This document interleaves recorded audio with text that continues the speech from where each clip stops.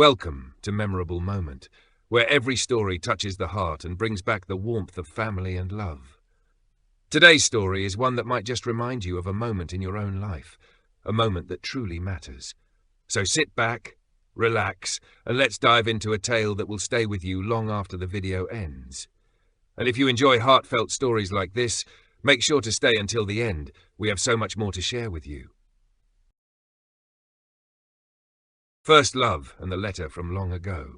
Once upon a time, in a world without smartphones or social media, people expressed their feelings through handwritten letters. It was in this simpler, quieter time that two young souls met and shared a love that would last a lifetime, not through text messages, but through ink on paper. This is the story of first love, of letters that told stories and emotions, of a time when love letters were the ultimate expression of affection.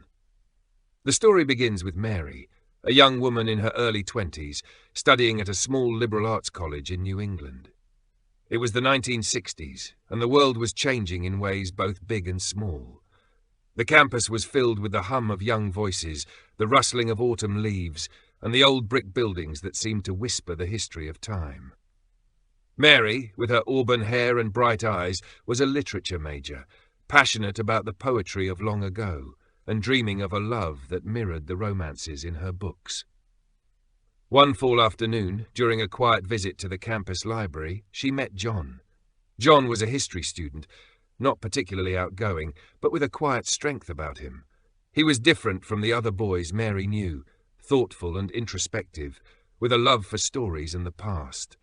They struck up a conversation about the books they were reading, and from that moment, something began to stir between them. It wasn't long before John, shy but earnest, sent Mary a letter. It wasn't a long letter, but it was carefully written. "Mary, I'm John. I think we have a lot in common, and I'd like to get to know you better. If you're interested, maybe we could meet for coffee sometime. Yours truly, John." It wasn't much, just a simple invitation, but it touched Mary deeply. She'd never received a letter like this before, personal, honest, and so different from the way others communicated. In an age of fleeting encounters and missed connections, this letter was like a breath of fresh air. She wrote back, and they began an exchange of letters, each one growing more personal, more intimate. Their words were like little treasures, tucked between the pages of the books they both cherished. As the months went by, Mary and John grew closer through their letters. They talked about everything, their hopes, dreams, and fears.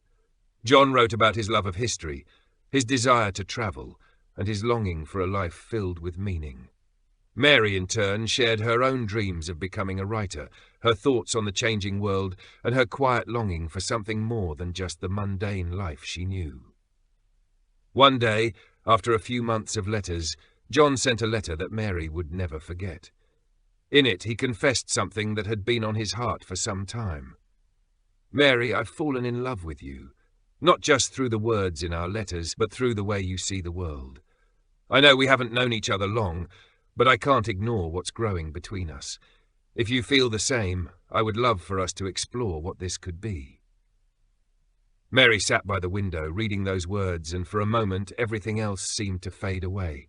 She felt the same way. Her heart had been captured not by grand gestures or dramatic speeches, but by the quiet sincerity in John's letters. She wrote back, telling him that she loved him too, and that she was excited to see where this connection might lead. And so their love story began, not with grand declarations or extravagant dates, but with handwritten letters that carried their feelings, their hopes, and their dreams. Through those letters, they learned about each other's lives, each other's hearts, and slowly they built something real. Years passed, and they both went on to lead fulfilling lives. But they never forgot those letters, and on their wedding day, they looked back on them as the beginning of everything. They still have the letters, carefully stored away, yellowed with age, but full of love and memories. In today's world, where instant communication is at our fingertips, it's easy to forget the magic of a handwritten letter. But for Mary and John, those letters weren't just a way to pass time. They were the foundation of a deep and lasting connection. In a world that moves quickly, their story reminds us that sometimes the most meaningful things are the simplest ones, Words written with love, hearts opened with sincerity, and a connection that grows over time, not in an instant. First love, like a handwritten letter, is timeless. It may be old-fashioned, but it's real, and it's something that will always be cherished. And though technology has changed the way we communicate, the feelings behind a love letter remain the same. As Mary and John's relationship blossomed, their letters became a lifeline. The days when they didn't see each other in person felt longer, but the words on the pages bridged the distance, carrying them through the moments of longing and anticipation. Each letter was a piece of their hearts, a promise of the future they were building together. John, who had always been a quiet and reserved person, found a new sense of confidence when he wrote to Mary. He expressed his thoughts in ways he never could in person, sometimes revealing his deepest fears and dreams. One particular letter stands out in Mary's memory. John had written, "Mary, I've been thinking a lot lately. I know we're still young, but I feel like the moments I've spent with you, even if through letters, have shaped my life in ways I didn't expect. I never thought I would meet someone who understood me so completely, who could see through the layers I've carefully built. I've always been afraid of failure, of not being good enough.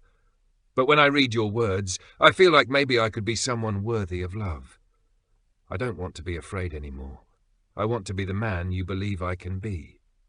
Mary, who had always been drawn to John's quiet strength, felt an overwhelming wave of affection as she read those words. She had always admired his humility and thoughtfulness, but now she saw a side of him that was raw and vulnerable.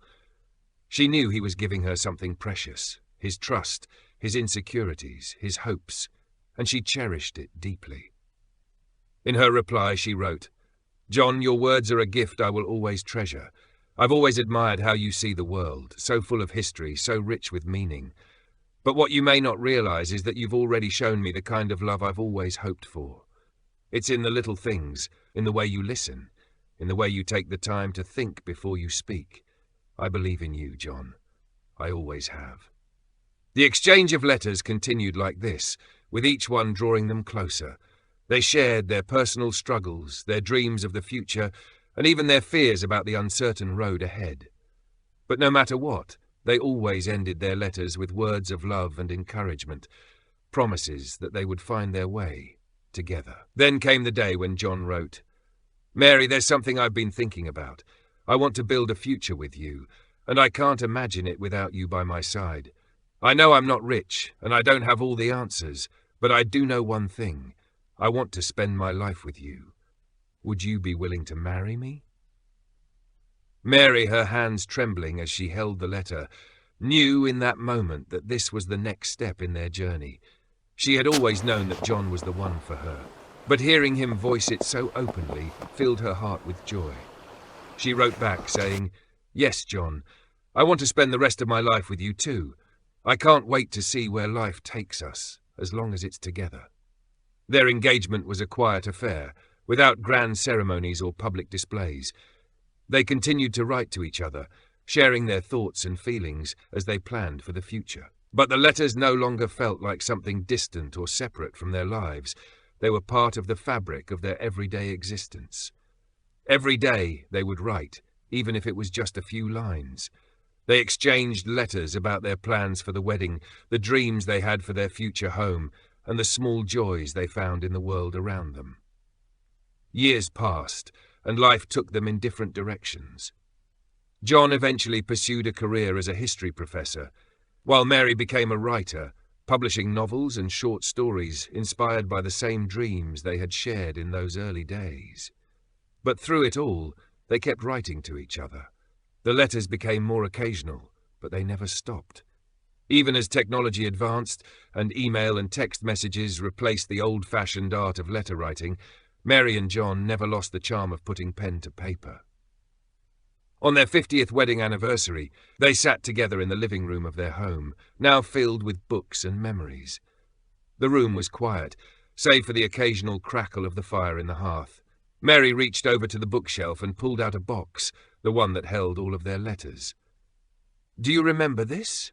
she asked, holding up the box filled with neatly folded pieces of paper.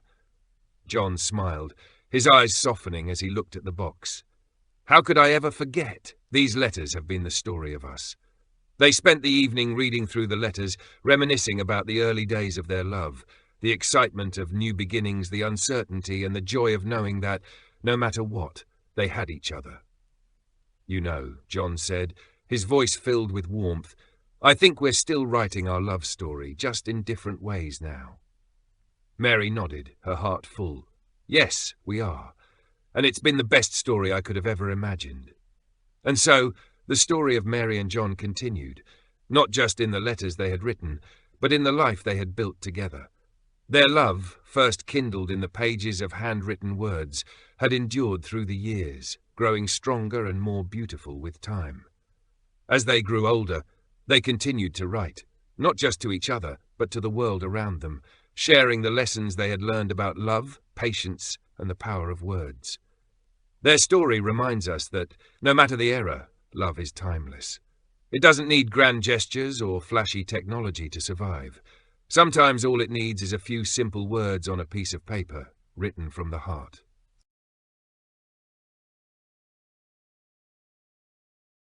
If you're watching this video, take a moment to think about your family. Is there someone waiting for your call? A letter you meant to write but never sent? A loved one you keep promising to visit but always put off? Don't let unspoken words turn into regrets. Pick up the phone, send that message, or better yet, go see them, because time waits for no one.